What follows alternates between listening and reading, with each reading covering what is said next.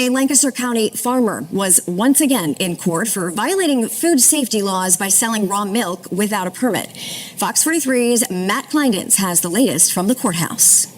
They're coming after each and every one of us. Hundreds of people lined the sidewalks outside of the Lancaster County Courthouse as Amos Miller faced a preliminary injunction hearing. The Amish farmer was forced to stop selling raw milk in January. State investigators have been aware of Miller selling raw milk since 2016.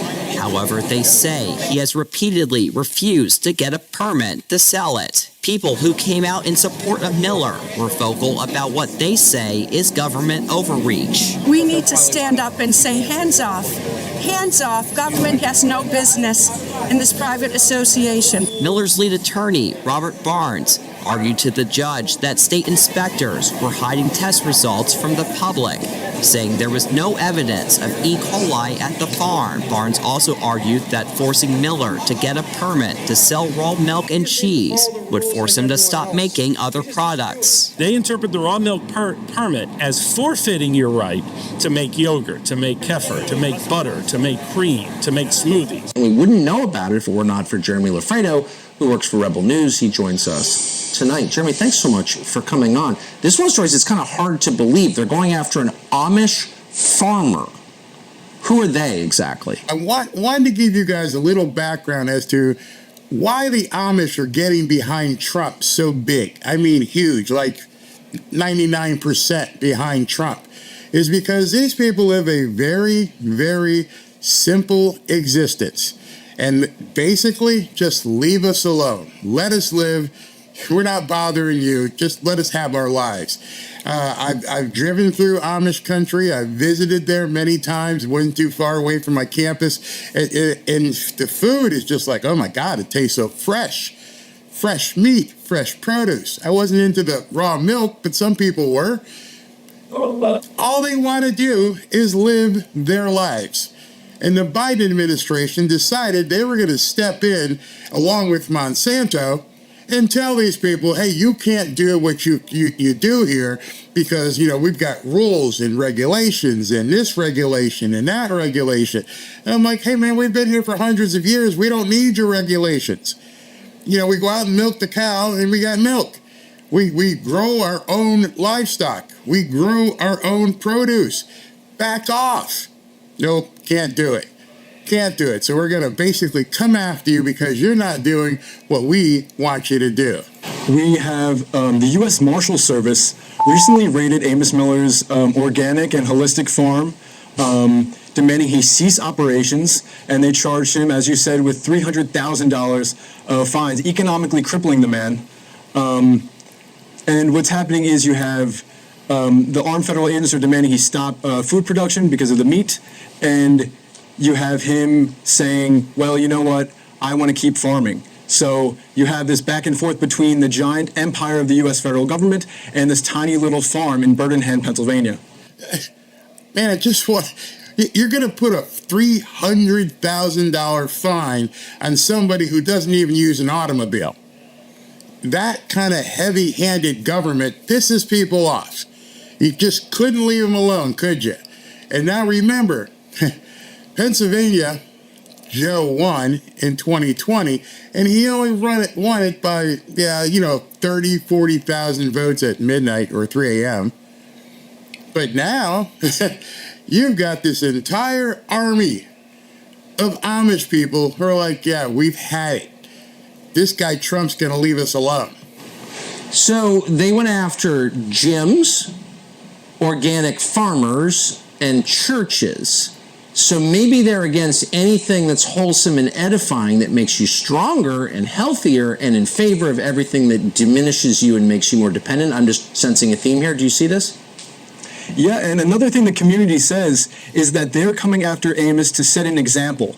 They're coming after an independent, successful farmer who takes out the government middlemen and provides food directly to his community and his people. Now, by taking out the middleman, by taking out the government, you're taking power away and taking leverage away from the government and putting that power and leverage in the hands of the community and the farmers and the people. And another thing I'll add is Amos's farm doesn't use any gasoline or any fertilizer. Now, as you know, these commodities have become very expensive because of Biden's policies in regards to the war in Ukraine and Russia. So Amos has completely eliminated.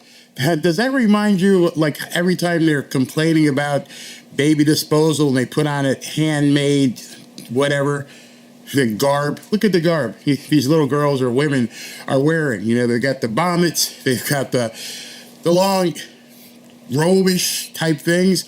They live that life. You're not looking to liberate them. You are interfering. You're the government.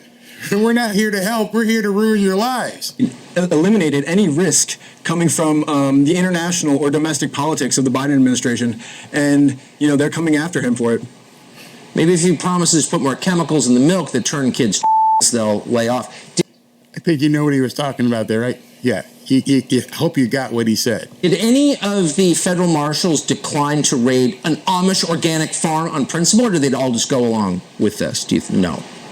All I know is that many federal agents did not decline to go and did go along with it and raided the farm and took inventory of Amos's farm to make sure that he doesn't sell or produce any more meat. You know, we're for law enforcement, broadly speaking, but there's such a thing as conscience, okay? And they should not have gone along with this. When they tell you to raid an organic Amish farm, that's when you bow out, okay? I would say. And Jeremy, I appreciate your story that you did. It's shocking to believe it's real, but it is. Yes. So I believe it. It just keeps happening. If the Democrats get in power, they want to rule every part of your life, except baby removal. They want you to just be able to do that anytime you want. These are the same people who want to freely dispose of babies, but they want to make sure you're not consuming too much raw milk. They want to make sure that, hey, I don't know, how you guys are slaughtering these cows, but you got to do something about that. Oh, your fruit, you haven't put pesticides on them. Somebody might eat it and stay healthy instead of eat it and catch some disease. Some of the most healthy people in the world come from Amish country because they're not susceptible to all the crap that we're fed. They've lived a simple existence. Why did the government have to bother them with regulation after regulation after regulation? Elon Musk, who they fear, is going to tell you about these regulations and why they just can't leave people alone. I've had many conversations with President Trump, who is very much aligned in thinking that we need significant government reform. We need to get the government out of people's lives, really, and have America be the land of liberty, which is that is what has made America great, is the land of liberty and opportunity. So you maximize people's personal freedom. And we make sure that. Can you imagine that would be a bad thing? To maximize people's personal freedom, let them live their lives? How can that be a Democrat or Republican perspective? That should be everybody's perspective. Just let me live my life. Why are you getting in the way? Getting ahead is a function of hard work and talent, and an honest day's work. That's really what should get people ahead. And that's the only thing, I got to. So in this cut, he's going to tell you about just the idiotic regulations that they've put on him for, launching satellites and stuff. A bunch of sort of nutty stories, some of them are, I guess, kind of funny. There's, we had to do this. SpaceX had to do the study to see if Starship would hit a shark, and I'm like, it's a big ocean, there's a lot of sharks. It's not impossible, but it's very unlikely. And I said, well, you have to, this is, I think, from National Marine Fisheries, one of the, NIMF, it's called. They were like, well, you have to do the study on whether you can hit a shark. We're like, what? And then we said, okay, well, fine, we'll do the analysis. And then, well, can you give us the shark data? They're like, no, we can't give you the shark data. We're like, okay, well, then we're in a bit of a quandary. How do we solve this difficult, this shark probability issue? And they said, well, we could give it to our Western division, but we don't trust them. And I'm like, am I in a comedy sketch here? They're worried about the shark density data, like the people who hunt sharks for shark fins somehow getting their hands on the shark data. And so eventually, I think we got the data, and we could run the analysis to say, like, yeah, the sharks are going to be fine. But they wouldn't let us proceed with launch until we did this crazy shark data. And then we thought, okay, now we're done. And they said, but what about whales? I'm like, when you look at a picture of the Pacific, what percentage of the surface area of the Pacific do you see as whale? Because look at a picture, I don't see any. It's like, you can't, where's a whale? You can see why they hate this guy. Because somewhere they've hired these bureaucrats to work in these departments, and these departments have all kinds of authority to make you jump through hoops, say you can't serve raw milk, say you have to slaughter an animal a certain way, say you have to put pesticides on your food, say you have to let me know how your spaceship going into air for the benefit of all man is going to affect the sharks and whales. These people are absolute nuts.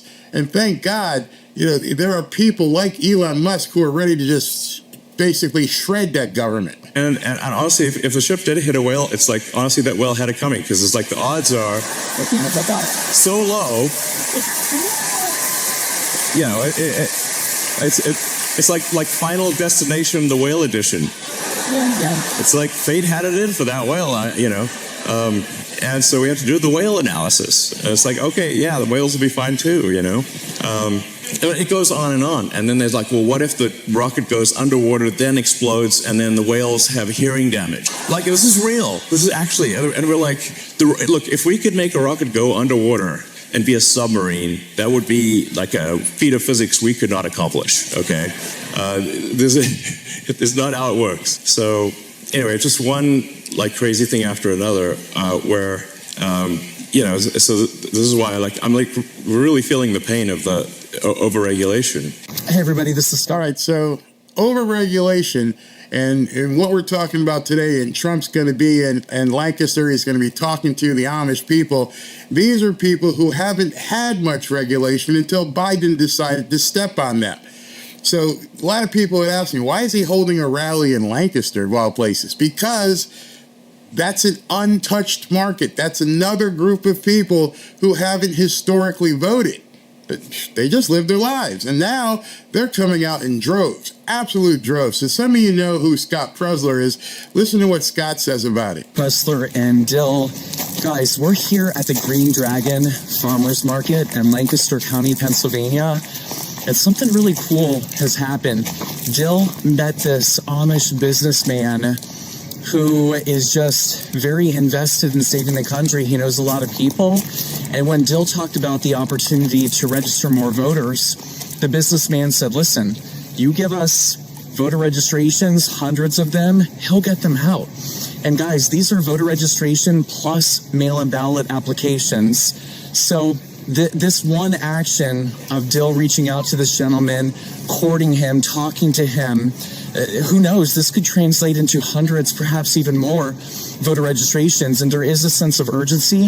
The last day to register is on the 21st of October. And so I think we're at the right place at the right time, and we're about to go deliver these. So wish us luck. Bye. Let's go.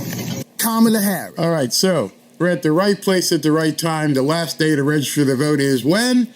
Tomorrow. Where's Trump today? Lancaster. I'm sure they're doing a huge registration drive. I'm like, y'all need to register. We know you probably haven't done this before, but we're going to show you exactly how to register. So if you saw what I wrote as my headline title there, it was about Christians having to unite.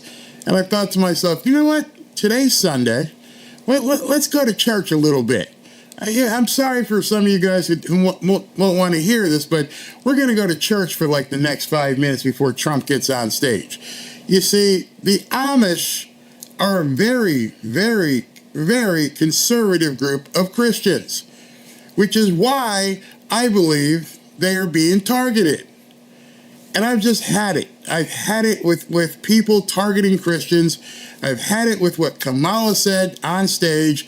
There was a long interview on Fox and Friends this morning where those two kids who got basically thrown out of Kamala's rally, it was perfectly clear. She didn't make a mistake.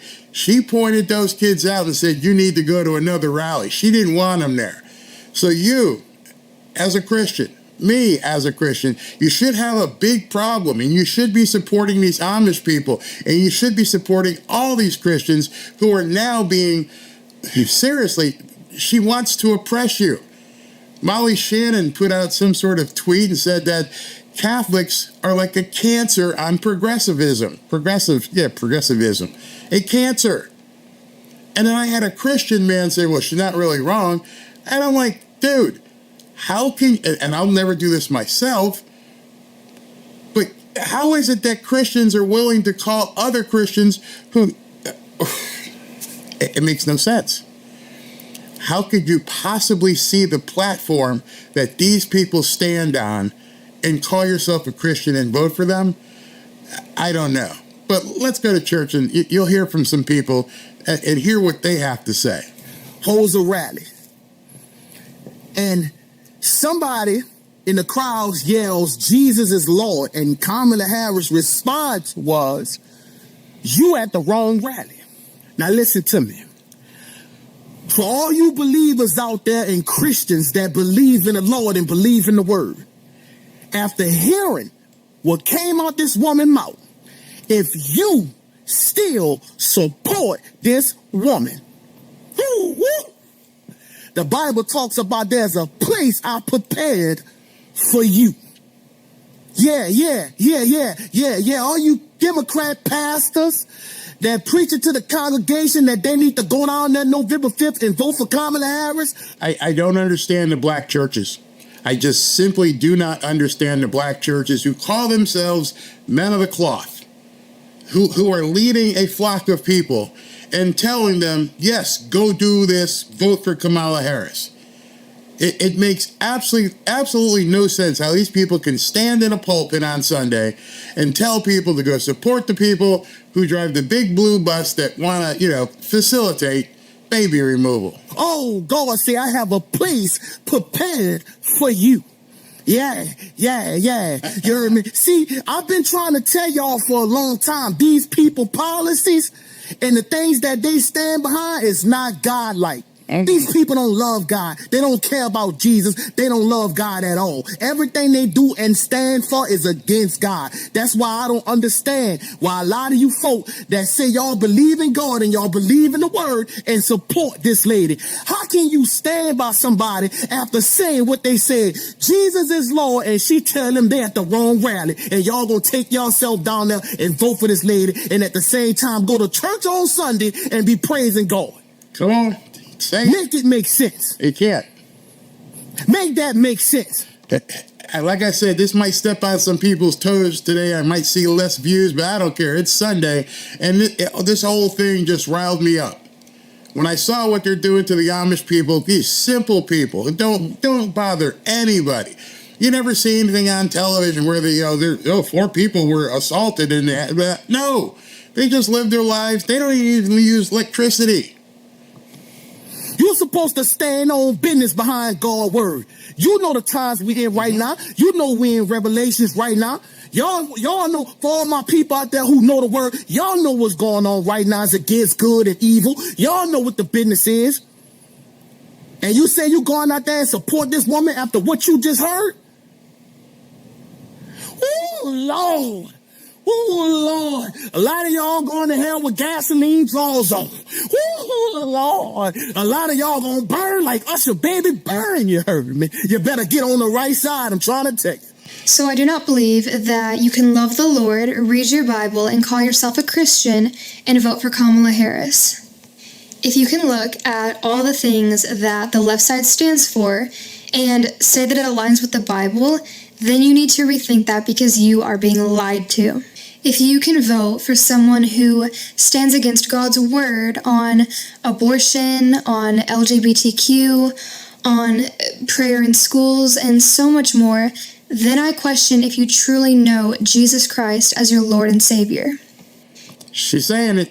She's bringing it. People are going to have to answer for it. And yes, I said that. If you get offended, then take it up with God, because... Exactly. Yes, I said it. I meant it. And you got a problem with it. Take it up with him.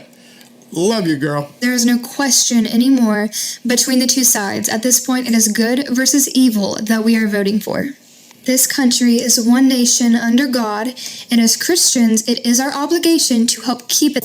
You may not like Trump and agree with what Trump says or what he stands for, but I can't sit back and watch you if you call yourself a born-again believer and are not deeply offended by what Kamala Harris said yesterday at her rally. The fact that somebody said Jesus is Lord, because he is Lord, you guys. And the fact that Kamala said, oh, you're at the wrong rally, laughing. No, I'm deeply offended if you think that was okay. Because to mock Jesus Christ like Kamala did, that's not okay. No, it's not okay. In fact, you're right. I am at the wrong rally. Thanks for letting me know. Let me dip out of here before the lightning comes. I don't want to be here when stuff descends on you. Because you're right. I would rather you tell me up front, hey, get out. I don't believe in that. Okay, thank you. I'm gone. You're not okay. You're sick in the head if you think that that's okay. I want somebody who isn't going to be openly mocking the Lord. Kamala apparently is okay with mocking who Jesus is. I think she made a huge mistake. Huge. Catastrophic. The polls can't catch it right now because it's too late. So after she did that, after she told those people, you're in the wrong rally, you need to go down the street. What she didn't think was going to happen, in addition to these people who you've seen thus far talk about it, an entire trend on TikTok was birthed. And people began singing and posting videos of them singing about Kamala Harris saying that blasphemous stuff. Check this out. It's Sunday, so we're going to go to church real quick here. Oh, Jesus, ain't welcome at Kamala's rallies. I say, Jesus, ain't welcome at Kamala's rallies. Jesus, ain't welcome at Kamala's rallies. Calling on that love to lift him up. Oh, 'cause he's welcome over here. He's welcome over here. He's welcome over here, my God. Oh, my Jesus. You are welcome over here. You are welcome over here, my God. I see massive Jesus. You are. She didn't see that coming. The pollsters didn't see that coming. Obama didn't see that coming. None of those people who were working with her campaign saw any of this coming. And she has done something to basically help people on the right coalesce. We can wrap our arms around that. In addition to all the financial stuff, it's like, man, you just took a shot at the wrong dude. You just told Jesus he wasn't welcome in your rally. And you just pissed off everybody at this point. So I'm sure that, there might be some trolls in here and, say what you got to say. We don't care. But if you are a Democrat or an independent who now feel ostracized because of what you heard her say as they sang in that song, we got room for you over here, brother and sister. I'm not a pastor, but all I know is if you believe in God, today's Sunday, if you feel like you've been ostracized and told to take a walk this way. You're around us. We got you. That woman is evil. Her supporters are evil. And this no longer is about Democrat and Republican. This is about good and evil.